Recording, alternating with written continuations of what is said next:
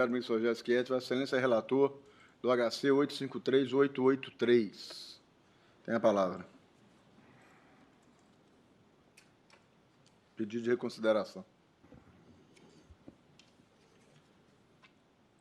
Assim, aqui a agravante, senhor presidente, foi condenada definitivamente pelo crime tipificado no artigo 304 do Código Penal por 3 vezes. O pleito defensivo de aplicar a continuidade delitiva entre o terceiro crime de uso de documento falso e os 2 primeiros nem sequer foi formulado perante a Corte Estadual e não foi analisado no ato apontado como coator, circunstância que obsta o pronunciamento do STJ sobre o tema para não incorrer em supressão de instância. Ademais, a condenação da ré transitou em julgado em 18 de setembro de 2019, cerca de 4 anos antes da impetração do habeas corpus, que é, portanto, substitutivo de revisão criminal. Por força do artigo 105, inciso 1, a linha E da Constituição Federal, a competência dessa Corte para processar e julgar a revisão criminal limita-se às hipóteses de seus próprios julgados. Como não existe no STJ julgamento de mérito passivo de revisão em relação à condenação sofrida pela paciente, forçoso reconhecer a incompetência deste tribunal para o processamento do pedido. Em razão disso, eu recebo o pedido de reconsideração como agravo regimental ao qual se nega provimento. Agravo regimental. Pedido de reconsideração recebido como agravo regimental e desprovido. Ministro Rogério Schietti, Vossa Excelência trouxe o agravo regimental no RHC 167376, um voto vista. O relator é o ministro Jesuíno Rissato. Vossa Excelência, o ministro Rogério Schietti, tem a palavra.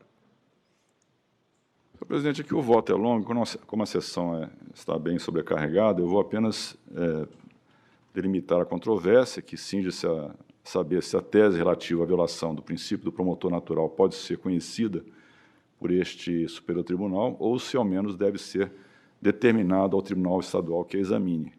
Em caso de conhecimento, se houve efetivamente a alegada violação e, por último, se houve nulidade na decisão que autorizou a interceptação telefônica do recorrente.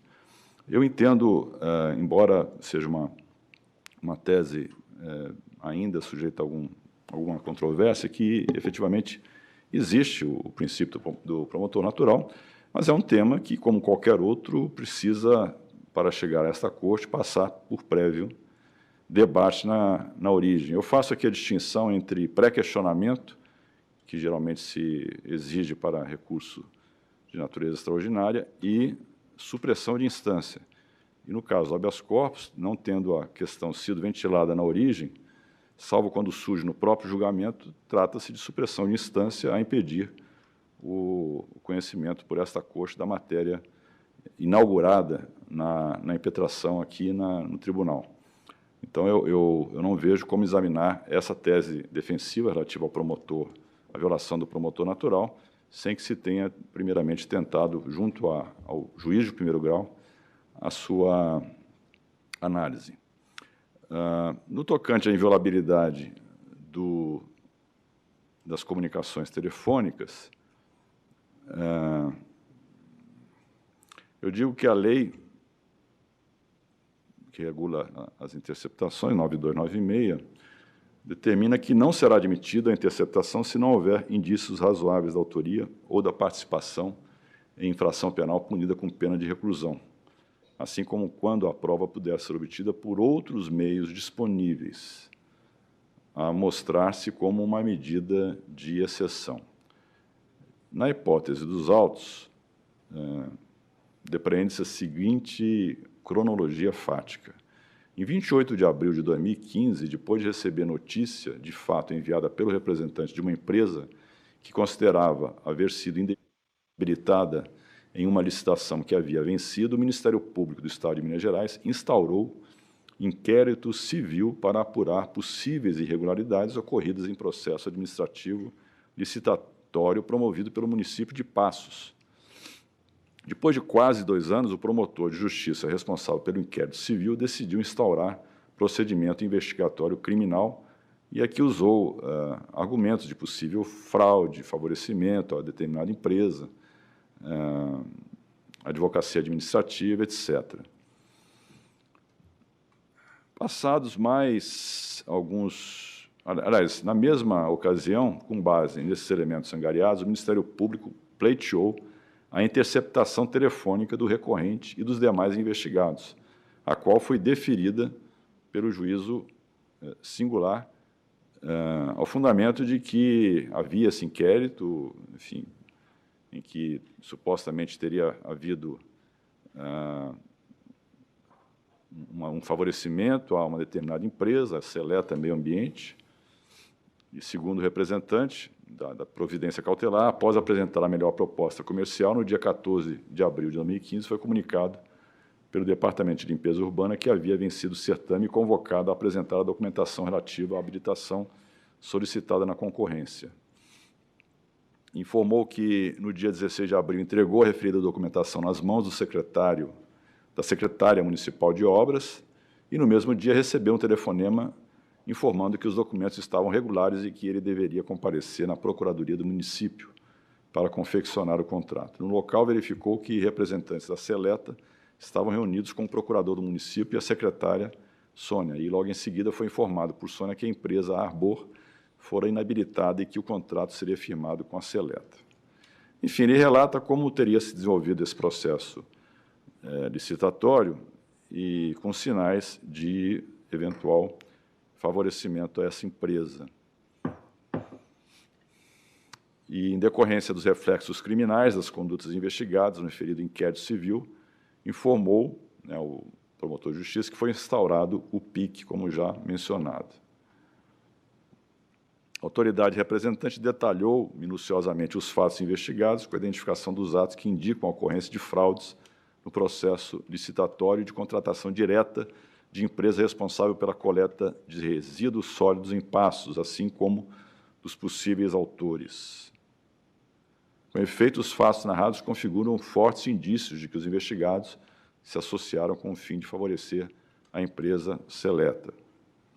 A medida revela-se imprescindível para definir a extensão das condutas ilícitas, a destinação dos possíveis recursos desviados, assim como para verificar a responsabilidade detalhada de cada investigado e o modo de atuação dos investigados, o que, por certo, não poderá ser alcançado por outros meios de prova disponíveis sem que haja prejuízo para a investigação. A Corte Estadual manteve a determinação cautelar e a defesa trouxe 3 pontos centrais, 3 argumentos. Primeiro, que não havia indícios concretos da prática de crime punido com reclusão. Segundo, que a interceptação foi deferida em 2017 para apurar crimes supostamente praticados em 2015. E terceiro, que o mandato do recorrente como prefeito havia se encerrado em 2016, de modo que não se justificava autorizar a sua interceptação telefônica em 2017, mormente porque eram cabíveis outras medidas menos invasivas, como a quebra dos sigilos fiscal e bancário. Digo eu agora, com a devida vênia ao eminente relator, penso que a argumentação esposada pelo magistrado de primeiro grau, embora não seja totalmente genérica e tenha algum amparo em elementos concretos dos autos, não demonstrou suficientemente a imprescindibilidade da medida em relação ao recorrente, como determina o artigo 2º, inciso 2 da Lei 9296. No que concerne ao primeiro argumento, não assiste razão à defesa ao alegar que o magistrado cita em tese a apuração de crime de corrupção de prefeito e organização criminosa punidos com reclusão. Porém, percebe-se que tais delitos foram inseridos artificialmente a fim de contornar o preceito legal. Isso nas palavras do magistrado, E digo, com efeito, embora o artigo referido vede o deferimento de interceptação quando o fato investigado constituir infração penal punida, no máximo, com pena de detenção, no caso dos autos, houve outros crimes apenados com reclusão. E aqui eu transcrevo as possíveis infrações penais, como falsidade ideológica, desvio de verbas públicas, que são crimes punidos com pena de reclusão. A inexistência de notícia formal de corrupção, ao contrário do que asseria a defesa, não significa ausência de indícios de prática de tal delito, bem como dos outros punidos com reclusão acima mencionados. Entretanto, não identifico, na decisão que autorizou a interceptação telefônica, tampouco no pedido ministerial, demonstração suficiente de que a prova em relação ao réu, não em relação a todos os investigados, mas em relação ao réu, não podia ser feita por outros meios disponíveis. Cabe observar a propósito que o recorrente estava sendo investigado porque, na condição de prefeito municipal, haveria participado desse esquema criminoso relacionado aos processos licitatórios e à execução do serviço de coleta do lixo urbano na cidade de Passos, durante as suas gestões passadas. Todavia, quando pleiteada e deferida a quebra do sigilo das comunicações, em fevereiro de 2017, ele já não ocupava mais o cargo de prefeito, posição que deixou no final de 2016. E nada foi mencionado na decisão judicial, tampouco no pedido ministerial para justificar a pertinência da interceptação de sua linha telefônica a posteriori.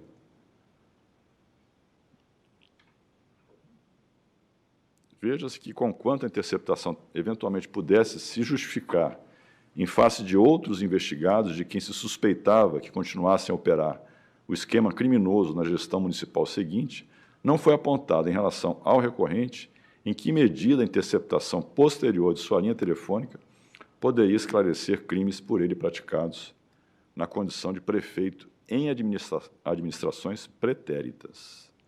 Além de impertinente, em relação a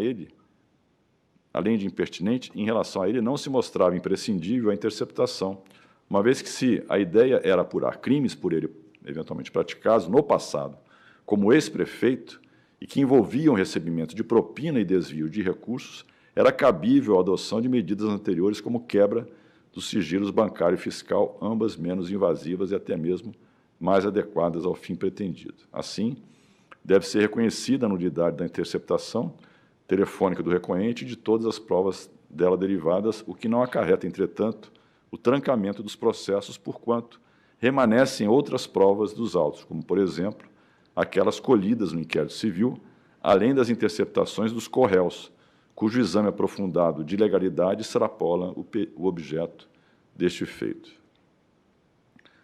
À vista do exposto, peço vênia, senhor presidente, para divergir parcialmente do eminente relator, ministro Jesuíno Risato, a fim de dar parcial provimento ao agravo regimental para conhecer em parte do recurso em habeas corpus e, nessa extensão, provê-lo parcialmente, de modo a reconhecer a nulidade destas provas colhidas por meio da interceptação da linha telefônica do recorrente, bem como das provas delas derivadas, mantendo-se, portanto, íntegro o processo, que não poderá, todavia, contar para a cognição judicial com esta prova que proponho seja anulada. Esse é o voto, senhor presidente. Eu vou pedir vênia ao eminente relator para acompanhar a divergência. Ministro Antônio Saldanha. Presidente, eu ponderei bastante, eu vou acompanhar o relator. O ministro Teodoro Santos não vota nesse processo. O processo se iniciou em sessão que ele não se encontrava presente. Então, agravo regimental, tendo em vista o empate, agravo regimental em recurso em habeas corpus, agravo regimental provido em razão do empate, nos termos do voto do eminente relator, de forma parcial, nos termos do voto do ministro Rogério Schietti, que será o relator para o acordo, de modo a reconhecer a nulidade das provas colhidas por meio de interceptação da linha telefônica do recorrente, bem como de todas as delas derivadas.